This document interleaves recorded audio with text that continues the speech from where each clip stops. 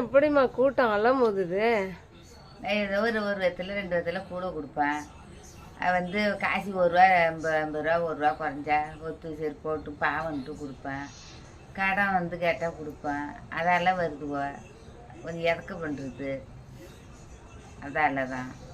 என்னன்னா இத்தனை மளிகை கடை இருக்கு, இந்த மளிகை கடைக்கும் போகாமல் இங்கேயே நின்றுக்கிட்டு கேட்குறாங்க. நாங்கள் போனோன்னாக்க போய் அம்மா வர சொல்லு அம்மா வர சொல்லுங்கிறாங்க. நாங்களும் கரெக்டாக தானே கொடுக்குறோம்.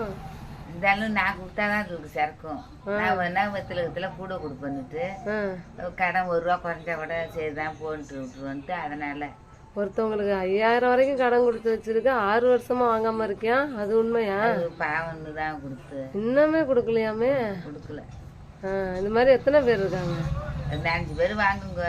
கடன் போனால் வாங்கும், காசு இல்லைன்னுட்டுனா வருங்க கொடுப்பேன்.